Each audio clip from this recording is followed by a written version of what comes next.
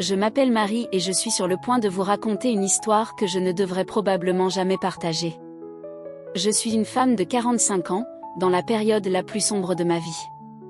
Des années de mariage, suivies d'un divorce, et ces longs mois où j'ai perdu toute confiance en moi.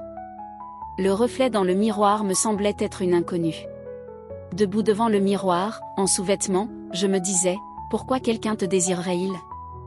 Les gens qui me disaient autrefois que j'étais belle étaient devenus silencieux. Je m'étais oubliée. Peut-être qu'en y repensant, je m'étais perdue. Je ne sortais plus. La richesse ne m'avait offert qu'un coin désolé de solitude. Je voudrais vous inviter à vous abonner à notre chaîne et à aimer nos vidéos. Chaque clic de votre part a de la valeur pour nous, car il nous donne plus de motivation pour continuer à partager des histoires plus significatives avec vous. Si vous aimez notre contenu, nous vous encourageons à le partager et à laisser des questions en commentaire. Chaque interaction est une manière de bâtir une communauté plus proche et connectée, et je vous invite à rester avec nous jusqu'à la fin de la vidéo. Je vous suis très reconnaissante. Puis est venu Slaté. Peu importe combien j'ai essayé de lui résister, malgré les 25 ans qui nous séparaient, il a, d'une certaine manière, réussi à atteindre les parties les plus profondes de moi. Je pouvais sentir la chaleur émaner de lui, et avant même de m'en rendre compte, je me suis retrouvée dans ses bras, incapable de résister à cette attraction. Quand un nouveau voisin a emménagé, je n'avais aucune idée que ce jeune homme allait bouleverser ma vie. La première fois que je l'ai vu, il marchait sur le trottoir, portant un jean déchiré, un simple t-shirt blanc et un sourire capable d'illuminer n'importe quelle pièce. Il avait la vingtaine, plein de vie, insouciant. Je l'observais derrière les rideaux de ma fenêtre, n'imaginant jamais le tourbillon qui allait s'abattre entre nous. C'est Slaté qui a fait le premier pas. Mais ce n'était pas une présentation typique. Il n'y a pas eu de « bonjour » poli, ni de petites conversations hésitantes. Son approche était audacieuse, directe, et parfois effrontée, d'une manière qui me mettait à la fois mal à l'aise et intriguée. Un matin, j'ai ouvert la porte pour le trouver debout sur mon porche, une tasse de café à la main, incarnant la confiance. « Marie », a-t-il dit, sa voix empreinte d'assurance, « comme cet endroit semble ennuyeux, j'ai décidé qu'il était de mon devoir de t'enlever d'ici. » La confiance dans son ton m'a laissé momentanément sans voix. « Je ne pense pas que nous nous soyons déjà rencontrés », ai-je réussi à dire, essayant de jouer la carte du détachement. Mais il haussa simplement les épaules, ce sourire malicieux ne quittant jamais son visage. « Les biens, tout a un début », répondit-il. « Tu pourrais commencer par m'inviter à prendre un café. On discutera du reste dans ta chambre. » Son audace m'a laissé stupéfaite, un mélange d'inconfort et de curiosité s'installant en moi. Malgré la tentation grandissante de céder à son audace, je ne l'ai pas invité à entrer. « Merci », ai-je dit, tentant de clore la situation. Mais avant que je ne puisse refermer la porte, il parla à nouveau. « Marie, dit-il, sa voix teintée de défi, quand as-tu eu ta dernière aventure ? » Il prit une gorgée lente de son café, ses yeux ne quittant jamais les miens. « Si tu ne peux pas répondre, alors c'est bien là le problème. » J'ai essayé de l'ignorer, mais Slaté n'était pas du genre à se laisser facilement repousser. Il n'acceptait pas un non pour réponse, et bientôt, il trouva d'autres moyens de me provoquer. Un jour, alors que je me promenais dans mon jardin, il me prit de nouveau au dépourvu. « Marie », demanda-t-il, son ton inhabituellement sérieux. « Regarde ces fleurs. Qu'est-ce que tu vois ? Des feuilles fanées qui ont besoin de soins, ou la splendeur qui attend que le printemps l'éveille ? » Ces paroles ont éveillé quelque chose de profond en moi, même si elles m'ont aussi troublée.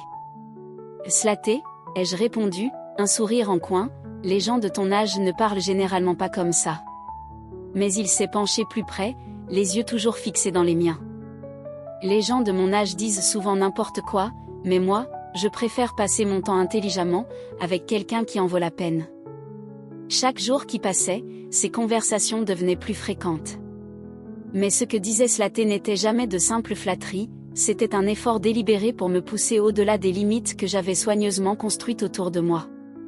Un soir, alors que nous étions assis ensemble sur le porche, le doux bruissement des feuilles dans la brise ponctuait le silence entre nous. Au bout d'un moment, il se tourna vers moi avec une expression pensive et demanda : « Marie, pourquoi as-tu toujours l'air de tout contrôler ? As-tu déjà essayé de lâcher prise, de vraiment te perdre? Je veux dire, as-tu déjà retiré toutes les couches et nagé dans la mer à minuit, ou été avec la personne que ton cœur désirait vraiment, sans hésiter? J'ai soutenu son regard, essayant de le lire, et j'ai répondu. Slaté, tu es encore jeune. Il y a des choses que tu ne comprends tout simplement pas. Perdre le contrôle n'est pas toujours une bonne idée. Je l'ai défié du regard, le mettant au défi de répondre. Mais au lieu de reculer, il afficha ce sourire malicieux qui semblait toujours me provoquer. Non, Marie, dit-il en se penchant légèrement, je pense que le vrai problème, c'est que tu ne t'es jamais vraiment trouvée. Peut-être que c'est ce que je peux t'aider à faire. Laisse-moi te montrer. Son audace a éveillé quelque chose en moi, un mélange de colère et d'intrigue. Ses paroles étaient audacieuses et, pour des raisons que je ne pouvais pas tout à fait expliquer, elles m'ont troublée. Le lendemain, il est revenu sur mon porche. Cette fois, il prétendait avoir besoin de conseils au sujet de sa nouvelle maison. Mais je savais mieux que ça. La conversation a rapidement dévié vers un terrain familier. Marie, commença-t-il en se penchant plus près, de l'autre côté de la table, ses yeux scrutant les miens avec une clarté troublante, je le vois dans tes yeux. Il y a encore ce feu, cette passion de la jeunesse.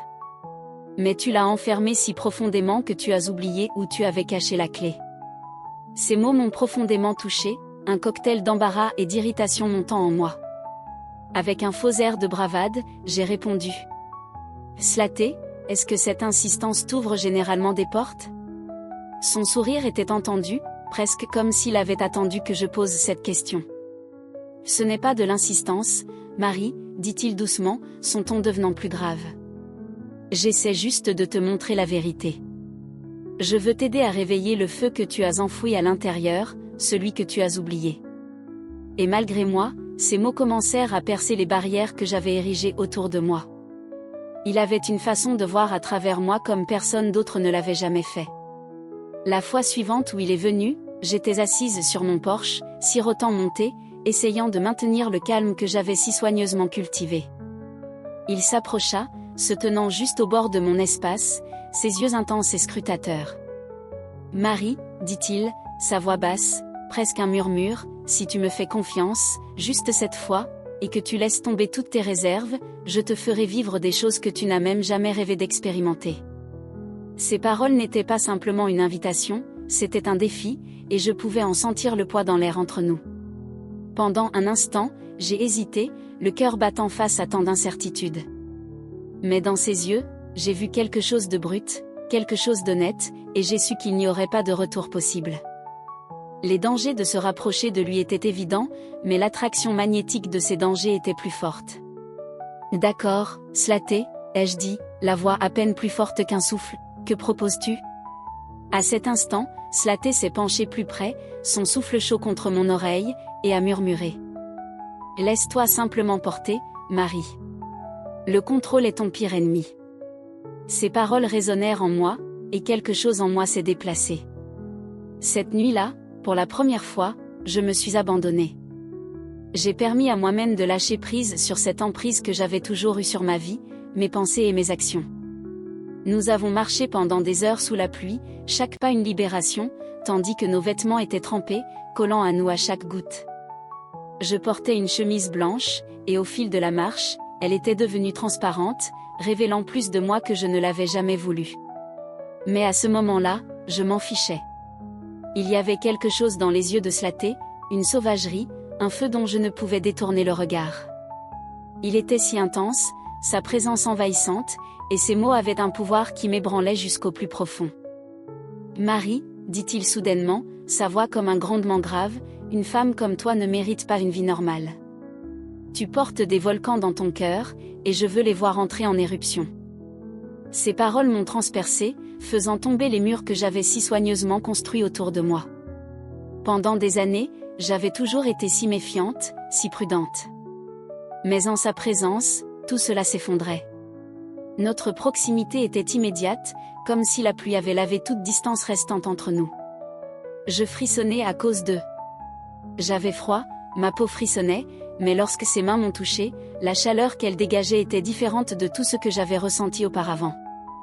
La manière douce mais insistante dont le bout de ses doigts traçait ma peau envoya une décharge de chaleur en moi, une chaleur qui brûlait dans des endroits que je croyais depuis longtemps endormis. Son toucher était un rappel d'une partie de moi que j'avais oubliée, une partie enfouie au plus profond, trop effrayée pour refaire surface. Quand nos regards se sont croisés, j'ai vu quelque chose dans ses yeux, quelque chose qui m'a attirée. Il y avait là un mélange de défi et de désir, un désir presque tangible, comme s'il me mettait au défi de lâcher prise. Et à ce moment-là, le temps sembla ralentir. Les mains de Slaté passèrent de mes épaules à ma taille avec une telle aisance qu'il semblait que nous avions toujours été connectés. Ma respiration se bloqua dans ma gorge alors que l'espace entre nous se réduisait.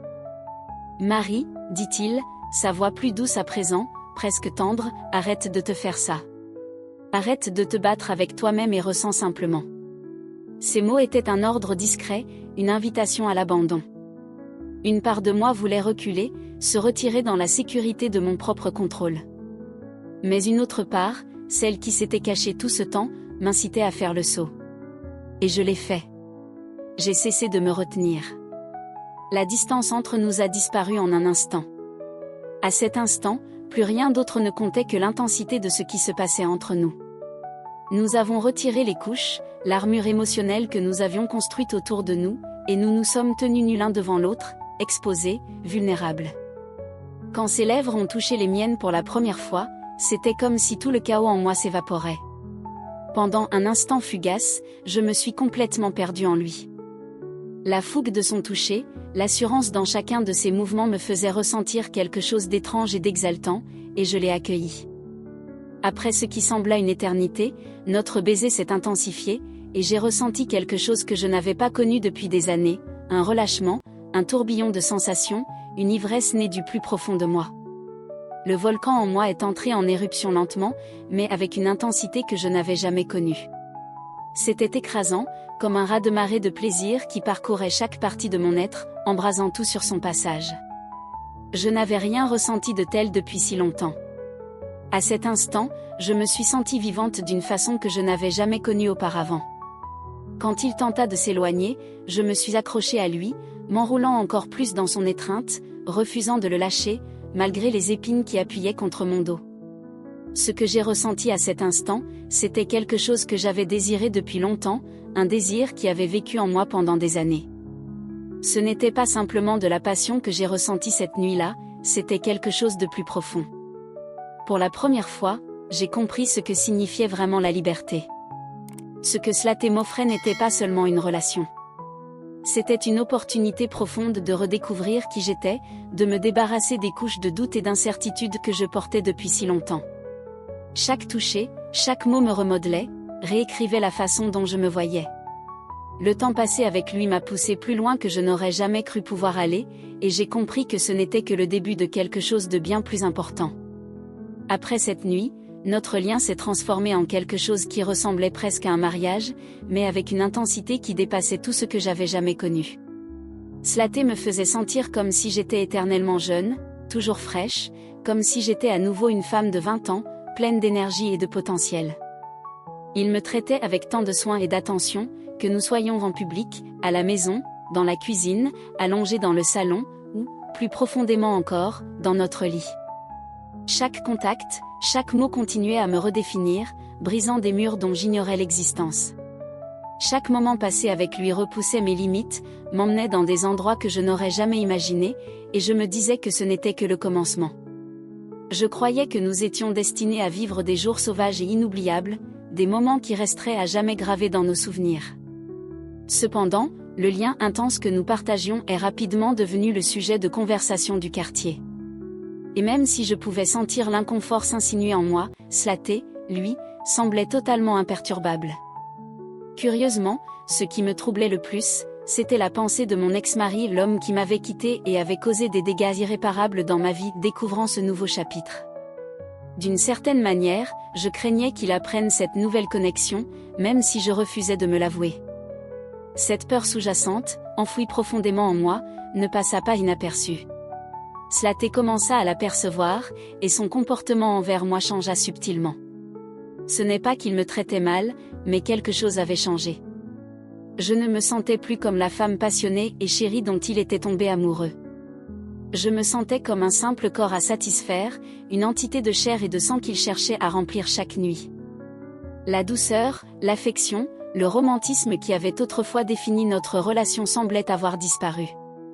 À leur place, il n'y avait plus que rudesse, urgence, et un désir presque clinique de me posséder.